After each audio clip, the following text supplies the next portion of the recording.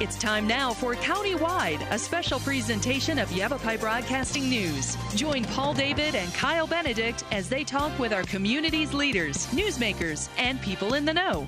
You'll hear about the hot topics that affect all our lives in Yavapai County. And now here's today's Countywide. Welcome to Countywide. I'm Paul David. Great once again to have you in studio with us today. We're going to talk about a little something that came in the news a couple weeks ago, and it was kind of, I guess Jackie Banks with the Kaibab National Forest just kind of sent it out on a whim or forwarded for our guest here, Amanda Grady, today, but it was about the Pandora Moth, and there wasn't a whole lot of information with it, but I talked to Amanda on the phone, and I was having kind of a slow moment in my day, and I thought, well, I'm going to do a story on this Pandora Moth and find out what he's all about, and she. And then I think you and I talked for about a half hour. Yeah. Yeah, we did. Mm-hmm. Yeah. Welcome to studio. Thank you. I'm so glad you're here. Yes, we have something going on, or at least we had something going on in the state of Arizona that's very unique. So I'm going to ask you first, before we get into the Pandora Moth, what is it that you do for a living? Okay, great. Yes, I am a forest entomologist, and I work for Forest Health Protection. And Forest Health Protection, spans the United States, different service areas.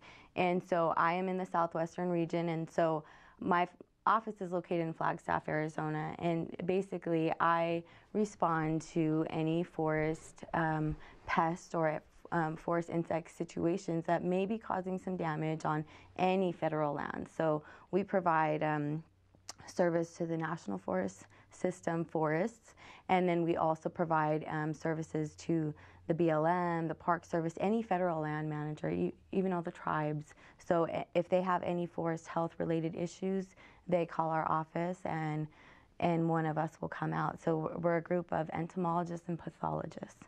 You're an investigator. Yes, yeah, we look for clues. Right, definitely. Right, yeah. So how does somebody get involved in something like this? I did go to school for forestry at NAU, Northern Arizona University, and they do have a forest entomology group there. And so I went and did my master's and mostly did work on bark beetles. And so then once I graduated with that work, I since went to Northeastern California, where I was an entomologist with Forest Health Protection there. And then just a few years ago, I transferred back over to the Flagstaff area, and I'm loving Arizona. You know, I'm from Arizona originally, so it's great to be here in my home state working on forest health issues here. What got you into bugs, though? Oh gosh, that's always something you want to ask somebody. How did you get into the bugs? Yes. Oh, I had my first position in college. Basically, was with the Forest Entomology Lab. NAU School of Forestry entomology lab. And after that, it was one summer of bark beetles, and I was hooked after that. We all remember the bark beetle. Oh, yes. I think we do anyways. Yes. There was a huge drought in the early 2000s, caused a whole lot of tree mortality in Arizona and throughout the I think Southwest. everyone remembers how Crown King was really devastated, and I remember at the time I was doing a lot of trips over to Roosevelt Lake and Payson, and I know you could, as you drove through summer after summer, you would see larger and larger clumps of trees that were dying. Yes. And the forest is basically saying, we're too dense, we're going to get rid of this chunk and this chunk and this chunk, and here's the bark beetle to help us out. Right. There was limited resources for water, and they just couldn't compete with one another. And the bark beetles, they're all native to Arizona. They are, help with forest succession and many other things. So they're a big, important part of the system. All right. Well, let's get to our topic today, the Pandora Moth. First, kind of describe the Pandora Moth to me. You told me on the phone it's very large. Yes, this is one of the largest forest defoliators in the western United States. And the adults can have a wingspan of 2 to 3 inches. So this is pretty large for a moth. So in the palm of my hand, it would probably fill up the palm of my hand. Yes, exactly. Okay. Exactly. Okay. And lots of color to them? They're beautiful. They have a pink hue, and they have these really dark eye spots, is what they call them, on their front wings. Sort of a defense mechanism to... a lot of times it is, to trick other potential predators into believing that it's a different part of the body. All right, let's get to the really interesting thing. We have something very unique that has happened in the state this year, and it doesn't happen very often. So I'm going to let you just tell the story. Okay. And I'll jump in and cut you off when I got a question for you. Okay, great. Yes. We have, so every 20 to 30 years, this Pandora moth, a native defoliator, will have an outbreak. The only location that it has ever had an outbreak in all of Arizona is up on the North Kaibab, in the Kaibab Plateau. And so it's really concentrated around the Jacob Lake area. And in the past, we have had an outbreak of this in the late 80s. So 1989 to mid-70s, 1974. And it caused a whole lot of defoliation. So the larvae will eat the needles. What is defoliation? Okay, so defoliation is basically the consumption of any needles or leaves, any photosynthetic material. So when you got a green tree and the next day you don't have a green tree anymore, you just see a Yes. bunch of sticks and sticks attached to it, you know That's something right. defoliated that tree. Yes, and so that can impact the tree. It will reduce its ability to grow and to put on height growth, radial growth around the bole, and to defend itself. And so this particular defoliator is really interesting. It will only defoliate trees every other year, and so because this particular moth has a 2-year life cycle, so for 1 year it'll be the eggs and the larvae, and they will feed on ponderosa pines, and then they will go into the soil and they will start to pupate. And they will overwinter in the soil. They'll stay there for a year, and then they will emerge the following July through September. So this period just kind of ended for us on the Kaibab Plateau. But just a month ago, you could have been up there at the Jacob Lake area in the evening and seen hundreds, if not thousands, of moths just congregating around the gas station lights, you know,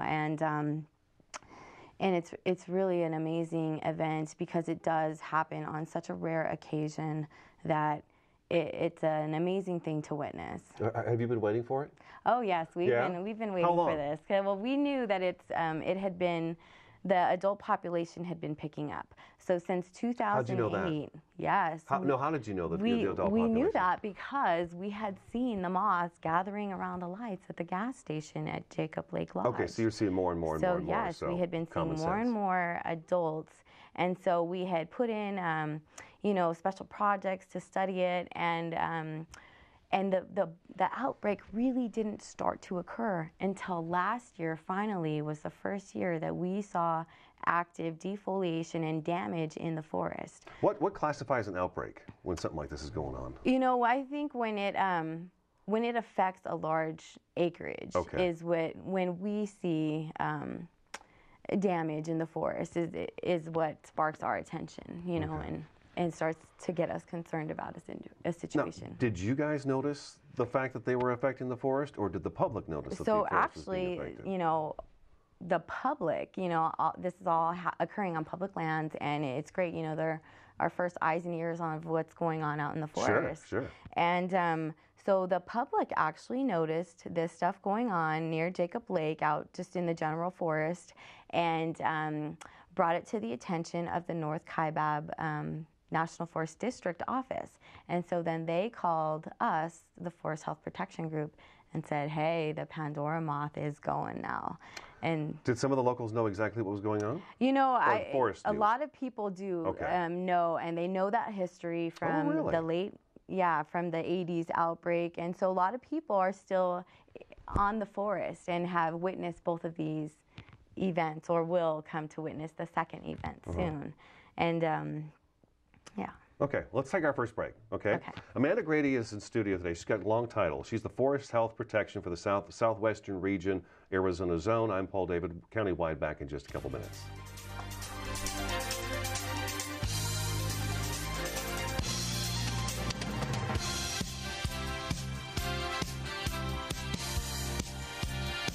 You need a claim number? When I started taking care of Mom, I didn't realize the challenge of playing so many roles. But above all, I'm still her daughter. Visit aarp.org/caregiving. We're here to help. Take my hand and start a brand new day. Underneath everything we are all people. And when we reach out a hand to one, we can influence the condition of all. That's what it means to live united. In the 1950s and early 1960s, the United States government conducted nuclear testing in the Nevada desert. The wind carried contamination throughout parts of Arizona, Nevada, and Utah. People living in the affected areas during that time are known as downwinders. 20 forms of cancer have been linked to downwinders, and free cancer screenings are available to qualified individuals. Over $1.8 billion has been paid out in compensation by the U.S. government. Please check the Downwinders websites for more information. So you can't save money? That's easy as pie. Brown bagging lunch instead of going out. $6 save times 5 days a week times 10 years is 21,000 bucks. That's a lot of lettuce. Small changes today, big bucks tomorrow. Feedthepig.org. So, I'm kind of new here, but I've noticed a trend. My human does this funny thing where she goes around and gets all my toys, and then she hides them in that basket by the door. It's like, hello, that's where you put it last time. You were the worst at hide and go seek. If you drive buzzed, it could cost you around $10,000. You'll face major legal fees, major fines, and steep insurance penalties. You could lose everything. Buzzed, busted, and broke. Because buzz driving is drunk driving.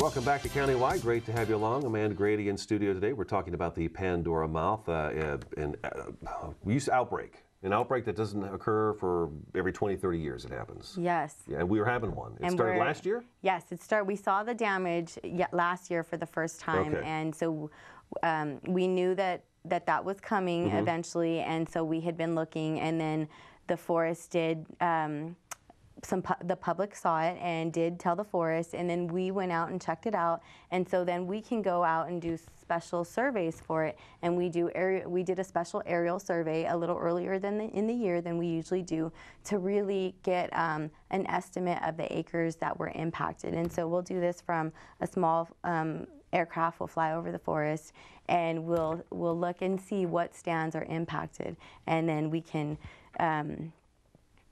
kind of draw that on a map and then figure out the acreage due to that. What makes the Kaibab Plateau such an ideal location for the Pandora Moth? You know, it's very interesting. I don't know that we fully understand exactly why that is the only location where this moth tends to outbreak.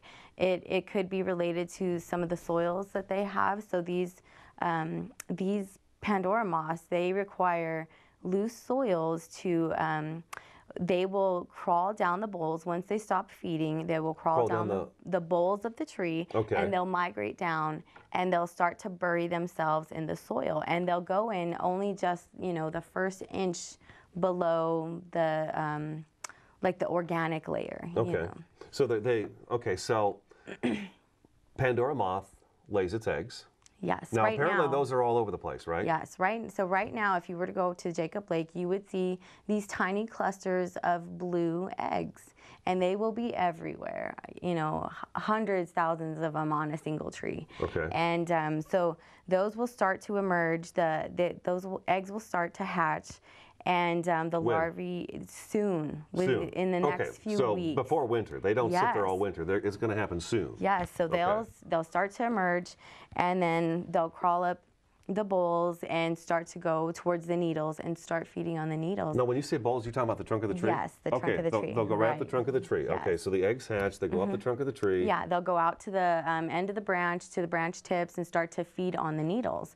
And it's really amazing because they will actually stay out there at the tips of the branches, at the base of those needles, and they'll cluster around there, and they will overwinter there. They will out in the open like that. Out in the open with snow dumping on them all winter, and they're fine.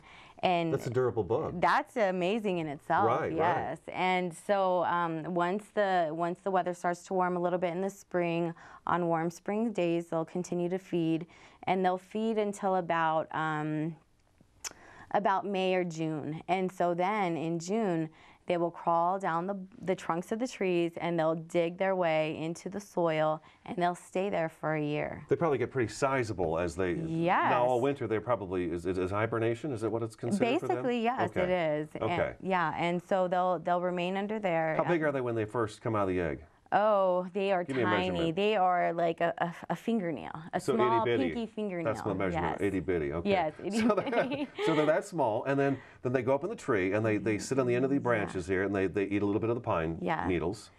And then winter comes, But and how then big are they in this? once they, Okay. right before they pupate, they are very large. They are 1.5 to 2 inches, and I mean the size of your index finger wide. Okay. So they're pretty large. Oh, They wow. can consume Okay. quite a bit. But it's amazing because although they can consume so much, I mean they will eat every single needle on a tree, but they're early feeders, so the new foliage has not yet grown out. So they will They're finish last eating. year's. Yes. So they're feeding on last year's foliage and the prior year's foliage and needles on the tree. And so they will never really get that current year's growth. So the tree has a little bit of photosynthetic capacity and needles to help feed it, continue to feed it.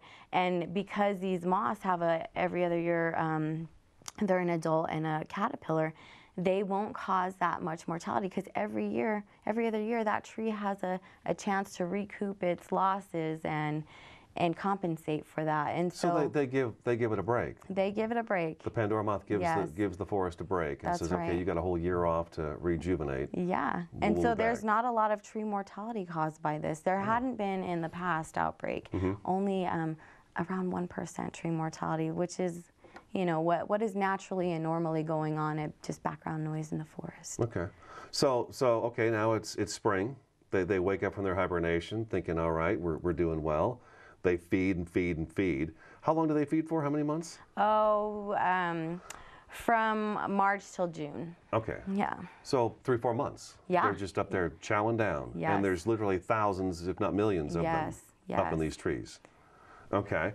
And then they come down, I'm going to call it the bowl of the tree, the trunk of the tree, all the way back to the ground, go under for about an inch. Yeah. We probably come across these going camping and stuff in the forest. You start raking out an area to clear for your tent or whatever. Oh, and sure, definitely. so what am I going to see if if they go underground? What happens to them once they get under the soil? So they turn into these little pupae, and so it's like their hard covering protecting their body. It's like their little special nest Oh, I know, I've seen those. to change, and so they'll stay in that pupal form until late July, and then they will start to emerge from the soil. They'll, burst out of their pupal case and start to emerge from the soil, and that's what we experienced They have this the wings year. then. Yes, So they're actually their underground. wings will just gently unfold once they get out and make it to the surface, and then right away they will start to look for mates. So generally with the population, the males come out first, and then they will start to seek out the females. So at first, when we start trapping all these insects, we have a number of different traps that we use. We use light traps as well as pheromone beta traps. But in our trapping data, we see that the males come out first, followed by the females. And so the males have these really feathery, beautiful antennae, and they use those to locate their partner. Yeah, and so they'll mate, and quickly after emergence, and then the female will start to lay eggs a couple weeks after. Amanda Grady's in studio today. She is a forest health protection specialist. I'm Paul David. This is Countywide. We're going to take a quick break. We'll be right back in just a couple minutes.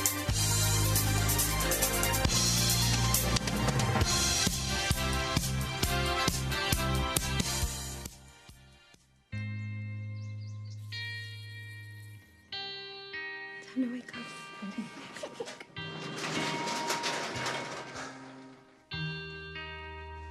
I've got a job to do today. I've got a job to do today. Don't forget, you've got a job to do today.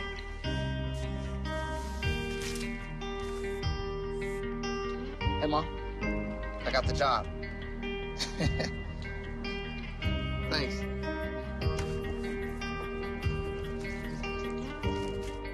I've got the job. Welcome aboard.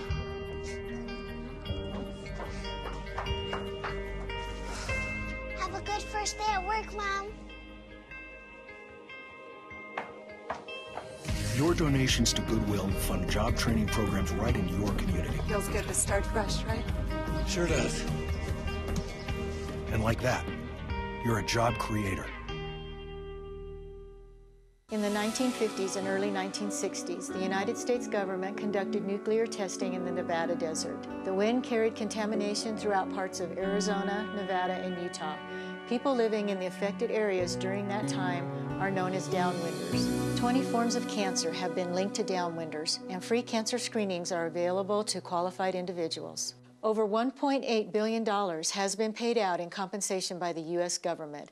Please check the downwinders' websites for more information.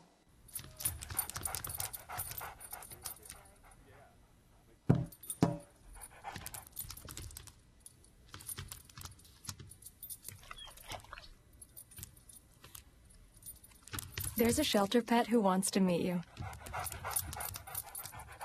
Meet one today. Visit theshelterpetproject.org. Adopt.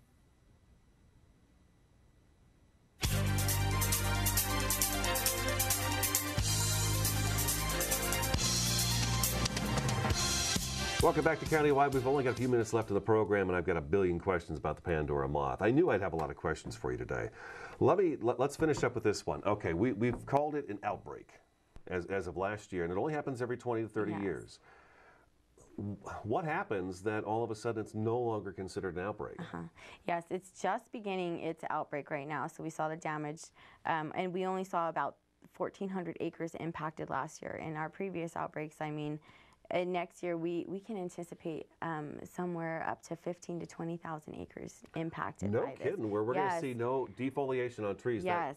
Okay. Yeah, and it will be quite a bit of impact this year based on what our moth catches were this year. So we're really potentially going to see some big acres impacted, and so this will happen every other year, and eventually the population gets so robust and so big that a naturally occurring virus will infect the colonies and they will collapse. Really? Just like when humans get together and are in too close of quarters, you know, sanitation, all kinds of different things lead into it. But there are some different parasitoids that will impact their populations, but mostly it is this virus that causes the collapse of the outbreak. And this won't occur until a couple different cycles of this defoliation adult will go through. So it could be, you know, 4 more years of this cycle that will be occurring. And each year it gets a little bit more, a little bit more. Yes. Okay, so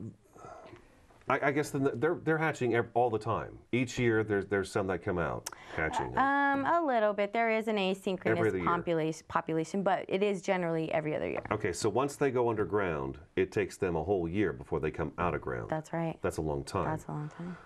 But wow, that's just amazing. So we have all this happening right now, and then next year it's going to be even more. Yes. And so we get to the point where there's just so many that nature just says, well, you've had your cycle. You need to go to sleep for a while. Yes. And then we'll just have how many each year then after that? A 20 to 30 year low, and we won't see them. Okay, it's not like they go away completely though. No, they don't go away completely. Their numbers are greatly reduced. Yes, yes. That is amazing.